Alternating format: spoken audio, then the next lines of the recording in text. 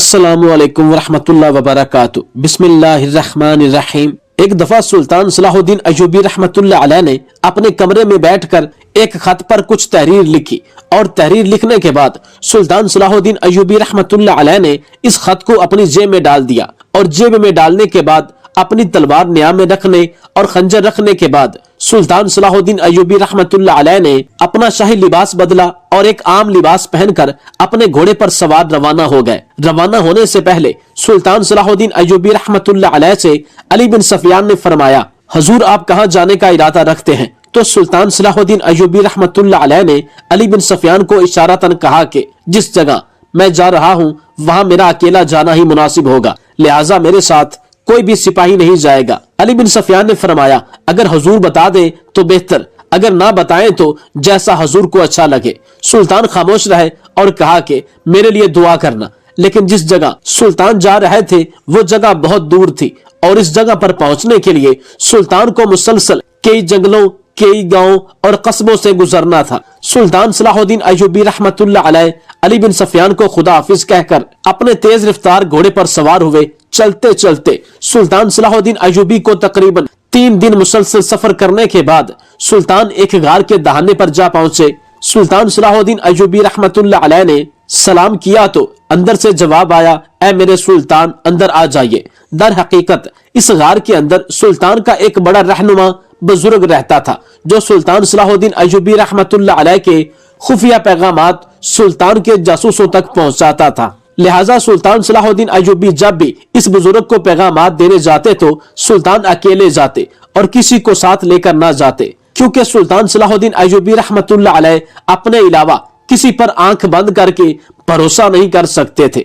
जब सुल्तान इस बुजुर्ग के पास पहुंचे तो इस वक्त जोहर की नमाज का वक्त था। सुल्तान सलाहुद्दीन अय्यूबी रहमतुल्लाह अलैह ने सलाम करने के बाद फौरन जोहर की नमाज अदा की और नमाज अदा करने के बाद बुजुर्ग ने आपके लिए गरम गरम मशरूब तैयार किया। सुल्तान ने गरम मशरूब पिया और खाना खाने के बाद वहां से रवाना होने की तैयारियां करने लगे। इस बुजुर्ग ने आप रहमतुल्लाह अलैह को फरमाया, हुजूर आज की रात यहाँ इंतजार कर ले, कल सुबह ही आप रवाना हो जाना और शाम के बाद किसी मुनासिब जगह पर क़याम करना और फिर अगली सुबह अपना सफर जारी करना और इससे आपको मुश्किल भी नहीं होगी और आपका किसी मुसीबत से सामना भी नहीं होगा। लेकिन सुल्तान सलाहुद्दीन अय्यूबी रहमतुल्लाह अलैह का एक एक लम्हा कीमती था, लिहाजा सुल्तान ने सोचा कि जो सफर शाम तक हो जाएगा वो मेरा वक्त बच जाएगा। लिहाजा सुल्तान अपने घोड़े पर सवार रवाना हो गए। लेकिन इत्तफाकन जिस रास्ते से सुल्तान सलाहुद्दीन अय्यूबी रहमतुल्लाह अलैह गुजरे थे इस पर एक दिन पहले बारिश आने की वजह से बहुत ज्यादा कीचड़ था और कीचड़ की वजह से इस रास्ते से निकलना सुल्तान के लिए बहुत मुश्किल था, क्योंकि ऐसी जगह पर डाकुओं के हमले होने का खतरा ज्यादा बढ़ जाता था और घोड़े के सफर करने में भी दुश्वारी आ सकती थी। लिहाजा सुल्तान सलाहुद्दीन अय्यूबी रहमतुल्लाह अलैह सारे रास्ते जानते थे। लिहाजा सुल्तान ने दूसरा रास्ता लिया और इस रास्ते से अपनी मंजिल की तरफ रवाना हुए। चलते चलते सुल्तान सलाहुद्दीन अय्यूबी रहमतुल्लाह अलैह को एक ऐसी बस्ती में जाकर शाम हुई जो कि समुद्र के किनारे थी और समुद्र के किनारे एक मंदिर यानी बुत खाना बना हुआ था और इस बुत खाने के थोड़ा सा फासले पर सुल्तान को एक बस्ती नजर आई। सुल्तान ने सोचा आज की रात इस बस्ती में किसी के पास क़याम करना ही बेहतर रहेगा। लिहाजा सुल्तान सलाहुद्दीन अय्यूबी रहमतुल्लाह अलैह जब इस बस्ती में पहुंचे तो सुल्तान का घोड़ा एक बूढ़ी की झोपड़ी के आगे जा रुका। सुल्तान के घोड़े की जैसे ही आवाज इस बूढ़ी ने सुनी तो दौड़कर अपने खेमे से बाहर निकली और इसने आकर सुल्तान सलाहुद्दीन अय्यूबी रहमतुल्लाह अलैह को फरमाया, ऐ मुसाफिर, जब भी कोई मुसाफिर इस बस्ती से गुजरता है तो मैं ही उसकी मेहमान नवाजी करती हूँ, लिहाजा आप रात मेरे पास क़याम करें। वो नहीं जानती थी कि यह मुसाफिर कौन है और कहां से आ रहे हैं। इन्होंने आपको मुसाफिर समझा और झोपड़ी के अंदर ले गई। इसने सुल्तान को मुसाफिर समझा और दूसरी तरफ सुल्तान सलाहुद्दीन अय्यूबी रहमतुल्लाह अलैह एक आम आदमी के हुलिये में थे, लिहाजा इस औरत को पहचानने में मुश्किल हो गया कि आप कौन हैं। बूढ़ी औरत ने सुल्तान के लिए अच्छा सा खाना तैयार किया, सुल्तान को पेश किया। बूढ़ी औरत की बातों से ही सुल्तान को पता चल गया था कि यह बूढ़ी औरत मुसलमान है और वहां एक मस्जिद देखकर सुल्तान को यह भी पता चल गया कि यह सारी बस्ती मुसलमानों की है। लिहाजा सुल्तान सलाहुद्दीन अय्यूबी रहमतुल्लाह अलैह ने आराम से बैठकर खाना नोश फरमाया। लेकिन सुल्तान कोई आम इंसान नहीं थे। आपकी दूरअंदेश आंखों ने यह जांच लिया था कि वह बूढ़ी औरत इस वक्त बहुत परेशान थी। सुल्तान सलाहुद्दीन अय्यूबी रहमतुल्लाह अलैह ने दूसरी तरफ देखा तो बिस्तर में एक नौजवान हसीनो जमील लड़की सो रही थी। सुल्तान ने बूढ़ी औरत को कहा, अम्मा जी ये कौन है और आप इतनी परेशान क्यों हैं? तो इसने कहा, ऐ मुसाफिर, तुम ये पूछ कर क्या करोगे? तुम नहीं जानते कि कल मेरे ऊपर क्या क़यामत गुजरने वाली है। जब इसके मुंह से ये अल्फाज निकले तो सुल्तान हैरान हुआ और पूछा, अम्मा जी बताएं आखिर ऐसा क्या हुआ? तो इसने कहा, बेटा शायद आपने भी समुद्र के किनारे एक बुतखाना देखा होगा। हमारी बस्ती के लोगों का ईमान है कि इस बुतखाने में हर साल एक शैतान आता है और वो शैतान एक नौजवान और कंवारी लड़की की बलि लेता है और हर साल हमारी बस्ती में चिट्ठी डाल के जिस नौजवान लड़की का नाम आ जाए इस लड़की को इस बुतखाने के अंदर दुल्हन बनाकर बिठा दिया जाता है और रात को जब वो शैतान आता है तो इस लड़की को मार देता है और इसका खून पीने के बाद वहां से चला जाता है और साल में एक बार वो शैतान आता है और हमारी बस्ती वालों का ये कहना है कि अगर इस शैतान को बलि ना दी गई तो वो सारी बस्ती को मार देगा। यह सुनकर सुल्तान सलाहुद्दीन अय्यूबी रहमतुल्लाह अलैह बड़े परेशान हुए और कहा, अम्मा जी मुसलमान होकर बस्ती वालों का इतना कमजोर ईमान, ये बहुत शर्म की बात है कि कभी शैतान भी मंदिरों में आए और नौजवान कंवारी लड़की की बलि ले। शैतान कभी इंसान का खून नहीं पीता है।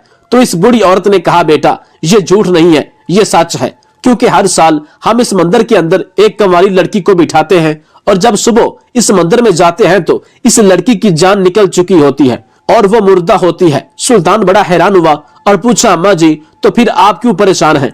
तो इसने कहा, ऐ मुसाफिर, इस बार किसी और लड़की की बारी नहीं बल्कि मेरी इकलौती बेटी की बारी है। लिहाजा कल शाम मेरी बेटी को इस मंदिर में बिठाया जाएगा और मेरी इकलौती बेटी कल शैतान के हाथों मारी जाएगी। अगर मैंने अपनी बेटी की बलि देने से रोका तो इस बस्ती वाले हम दोनों को मार देंगे। यह सुनकर सुल्तान बड़ा हैरान हुआ और कहा, अम्मा जी आपको परेशान होने की जरूरत नहीं। अगर आपको अल्लाह पर भरोसा है तो आप मुझ पर भरोसा रखें, आपकी बेटी को कुछ नहीं होगा। बूढ़ी औरत को सुल्तान की बातों से थोड़ा बहुत तो इत्मीनान मिला, लेकिन ये खौफ इसे दिल ही दिल में खाए जा रहा था कि कल मेरी इकलौती बेटी शैतान के हाथों बलि चढ़ जाएगी। सुल्तान सलाहुद्दीन अय्यूबी रहमतुल्लाह अलैह ने अगली सुबह अपना सफर शुरू नहीं किया और वहां ठहर गए। जब शाम का वक्त हुआ तो सुल्तान ने औरत को कहा, अम्मा जी आप मुझे अपनी बेटी की जगह घूंघट पहनाकर इस बस्ती वालों के सामने इस मंदिर में बिठा दे ताकि मैं इस राज से पर्दा उठा सकूं कि आखिर इस मंदिर के अंदर हकीकत में शैतान आता है या फिर यह बस्ती वालों का एक वसवसा है। इस बूढ़ी औरत ने कहा, बेटा ये तुम क्या कह रहे हो? अगर शैतान को पता चल गया कि इसके साथ धोखा हुआ और एक लड़की की जगह हमने एक मर्द को बिठा दिया तो वो बस्ती को मार देगा। यह सुनकर सुल्तान ने इस बूढ़ी औरत को कहा, अम्मा जान अगर आपके दिल में जरा भी ईमान है तो आप मुझ पर भरोसा करें और मुझे अपनी बेटी की जगह घूंघट में बिठा दे। मैं आज की रात इस रात से पर्दा उठा दूंगा।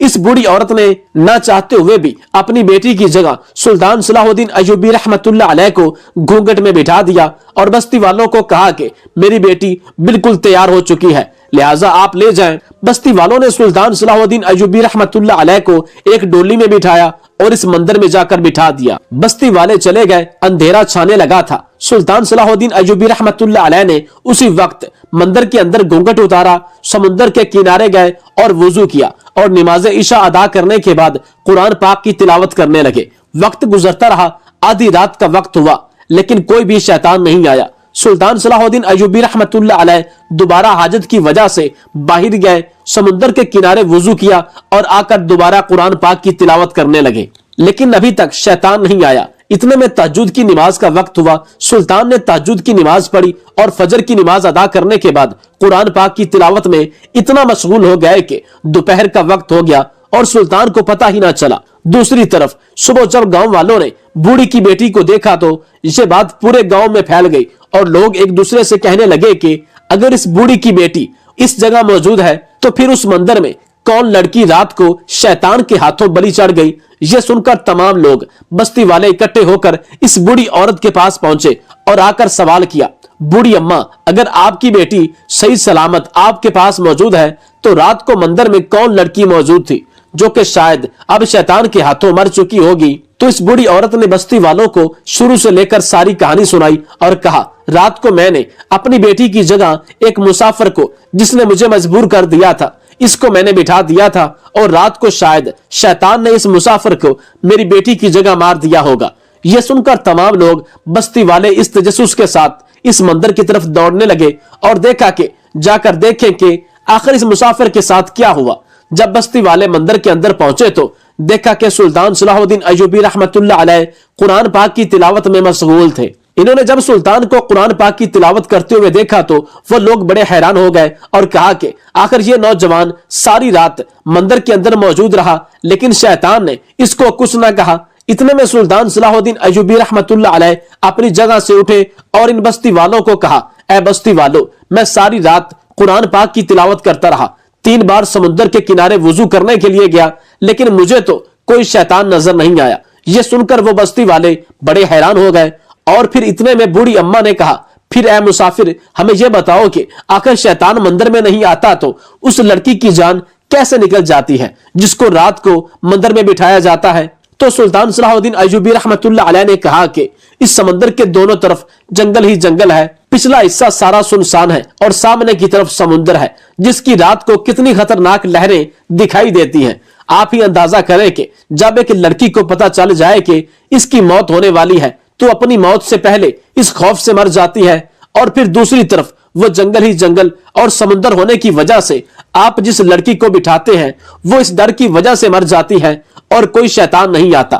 لہٰذا تمام بستی والوں کو آج کے بعد اس مندر میں کسی بھی لڑکی کو بلی چڑھانے کی ضرورت نہیں۔ اور اسی طرح سلطان صلاح الدین ایوبی رحمت اللہ علیہ کی بہادری اور دلیری کی وجہ سے وہ گاؤں والے اتنی بڑی مصیبت سے بچ گئے، اور اس بوڑھی عورت نے سلطان صلاح الدین ایوبی رحمت اللہ علیہ کے ہاتھ پیر چومنا شروع کر دیا اور فرمایا، اے مسافر، اگر تم نہ ہوتے تو شاید اب تک میں بھی مر چکی ہوتی۔ میری بیٹی کے علاوہ میرا اور کوئی دنیا میں موجود نہ تھا، اور اگر آپ نہ آتے تو شاید میری بیٹی بھی مر چکی ہوتی۔ تو سلطان صلاح الدین ایوبی رحمت اللہ علیہ نے کہا، اماں جان، بے شک آپ مہمانوں کی اتنی قدر کرتی ہیں، حتیٰ کہ رات کو آپ اتنی پریشان تھی لیکن آپ نے میری مہمان نوازی میں ذرا بھی کمی نہیں چھوڑی، اور اللہ تعالیٰ کو آپ کی یہ نیکی پسند آ گئی، اور اس لیے اللہ تعالیٰ نے مجھے آپ کی مدد کرنے کے لیے بھیج دیا۔ اتنے میں بستی والوں نے پوچھا، اے نوجوان، تم کون ہوتے ہو؟ اتنے بہادر اور دلیر انسان ہم نے آج تک نہیں دیکھا۔ تو سلطان صلاح الدین ایوبی رحمت اللہ علیہ نے فرمایا، اے بستی والو، میں اس سلطنت کا سلطان صلاح الدین ایوبی ہوں۔